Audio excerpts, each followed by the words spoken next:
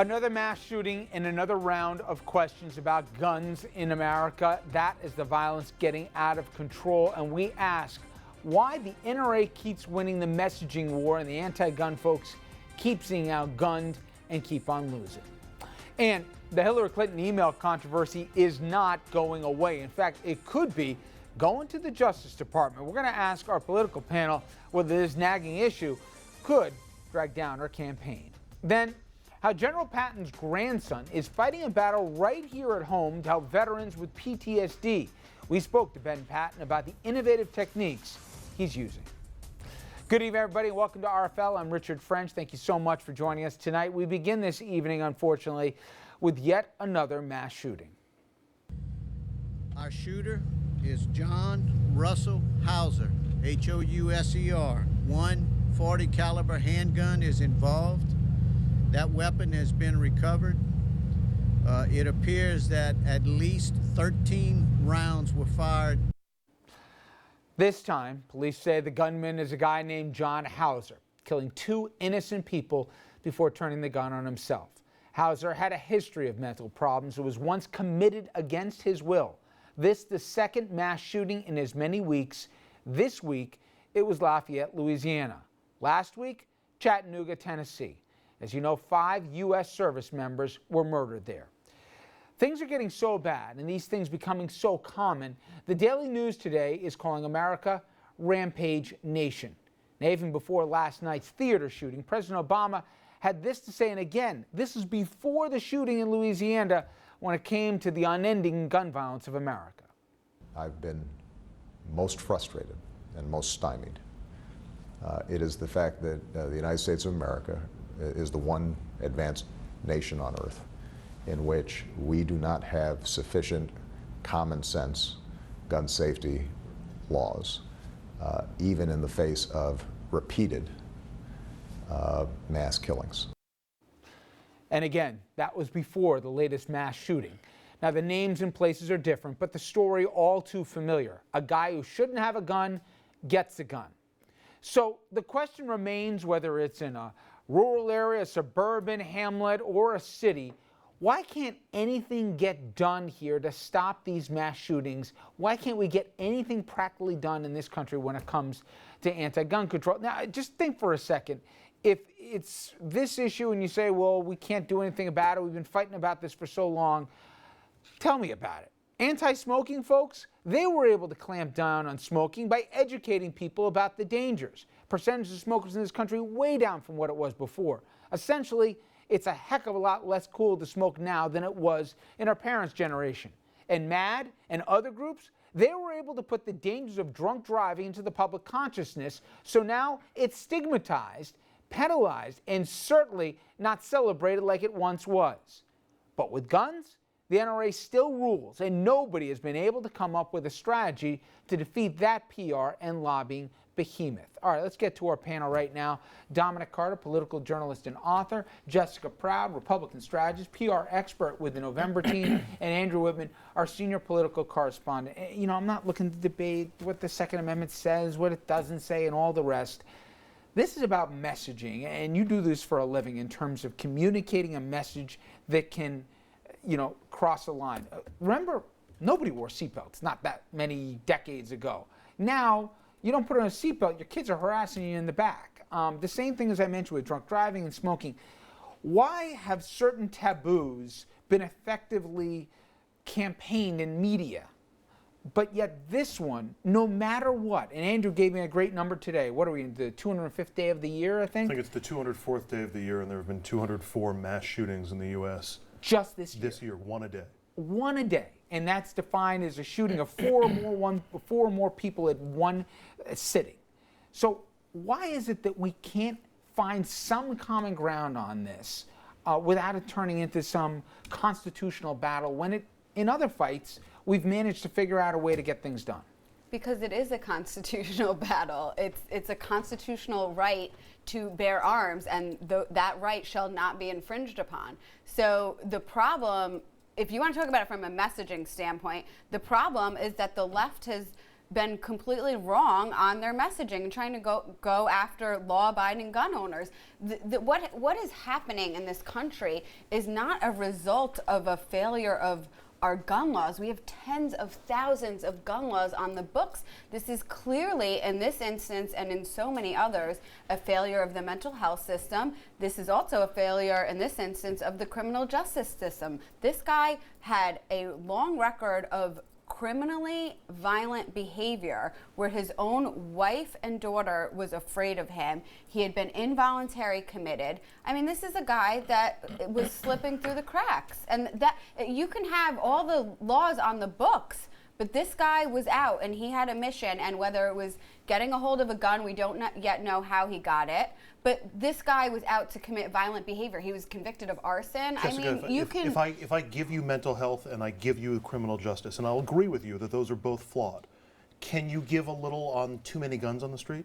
But too many guns on the street. We have 1 million gun laws on the books already that are not fixing this problem. So we're not even enforcing half of the laws that are already on the books. The gun laws either aren't being enforced right or they're not the right gun laws. But can't we agree that the problem is so severe that, yes, we need to look at mental health, yes, we need to look at the criminal justice system, but yeah, we also need to look at the gun laws. But what laws? Because I'll give you one. I'll give you one that maybe we as Americans agree on.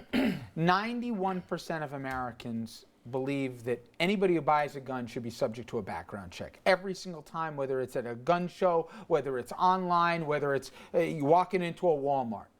70% of the NRA even agrees with that. But members, I should say, agree with that. But somehow, some way, we couldn't even get that passed in Washington. And the only way that works is if all 50 states, everybody has to abide by it. Everybody's got to put all the information into a database, just like you got to do if you want to buy a car, if you want to be, get insurance or get a license. You got to be in a database and stuff. How about that simple thing? Well, I think and a the lot NRA of people opposes do. that. Well, the NRA opposes it because they're a lobbying group. So, you can't fault them for lobbying on behalf of their interests, just like every other lobbyist does. Can I fault them for threatening to primary any Republican who goes around who supports something that 90% of the public does?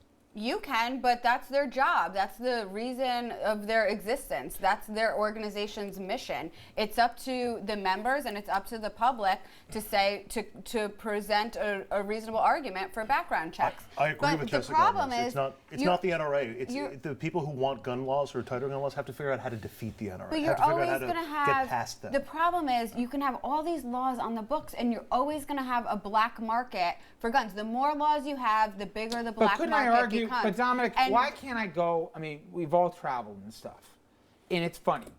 I don't care, Republican, Democrat, Independent, Purple, Green Party, whatever it is. You talk to somebody in a foreign country long enough, have a few drinks with them, without fail, they're going to say, "You guys are crazy over there." That's about the language. That's about the language. Crazy. Yes. No, it doesn't matter where we are. There's black markets everywhere in the world. But why is it that we have a mass shooting a day in this country and somehow we say, it's, stop with the guns and everything else? They have the thing in Australia. What do? The next week, they say, everybody sells back your guns here. You got a week to sell them all back. Okay, here, we'd have literally rioting in the streets if we tried to do something like that. And I'm not suggesting we do that. But the idea we try and do anything about it, it's too hard. You heard the president, and that was even before what happened in Louisiana.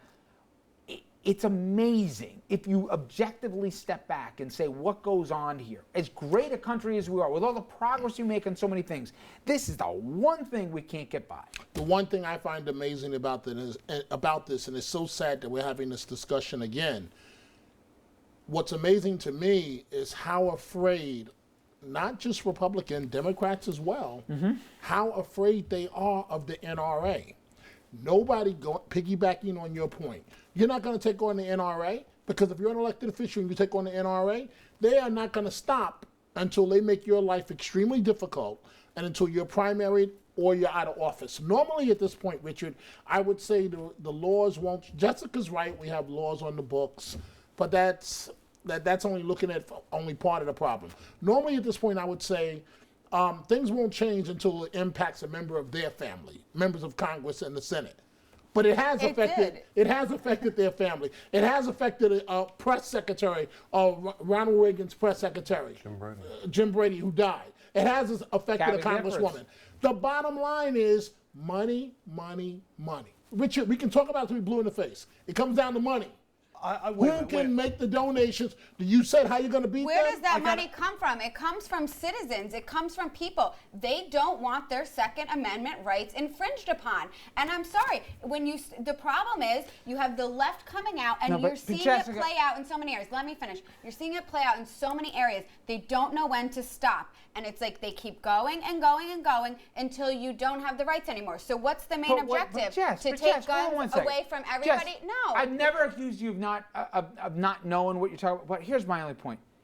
You must have saw the same thing I did. When we have a country where in broad daylight, a guy's got an assault weapon that isn't made for hunting Bambi. It's for killing man. And in broad daylight, he's standing in a Chipotle behind you or me trying to order a burrito. And that's normal and legal in this country? That doesn't tell you we haven't gone off the rails? I'm not saying that there's not certain things. And I agree with you. I don't think it's necessary. Guns in colleges and bars? I mean, come then on. You have to recognize.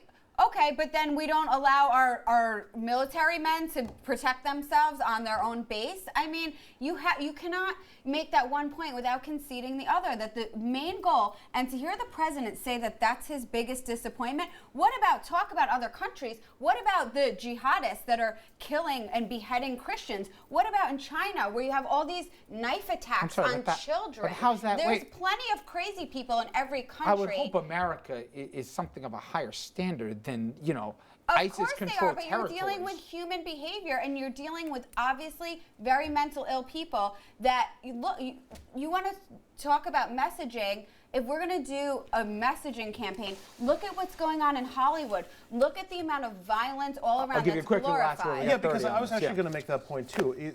You referenced smoking and you referenced drunk driving, and in both cases, it wasn't just a PR campaign, but it was also made less cool. And there are ways to do that with guns. And I'm the last person to criticize the media or to criticize Hollywood for influencing people, but every movie has a hero with a gun, and I honestly think that people think that they're going to turn into John McClane at the supermarket when something goes wrong, and they're going to be able to find a gun and solve the problem. And much more often than not, those guns are used to harm either themselves or somebody else, or they go off the deep end and something like this happens, like we've seen in the movie theater. And I think we need to make a more concerted effort to make guns and gun ownership and gun use less cool. My only thing is, you sense a resignation to this. After Sandy Hook, we all thought that something would change. There was a movement for it, whether they overshot, whatever the reason is. A couple states did some stuff. A couple of states that tried it, then they got repealed, but there's a resignation right now. After it happens, on A15 of the Times, that's where we find the story in Louisiana. That's all it takes to tell you anymore just how commonplace in America this is, and that might be as bad an indictment as there is. Okay, when we come back, moving from one hot topic to another, we're going to take a look at the state of race in America, and there are poll numbers out here that if you think that the public says nothing's changed here, you might want to think again. And a little later, General Patton's grandson, Benjamin, tells us about an amazing project trying to help veterans suffering from PTSD.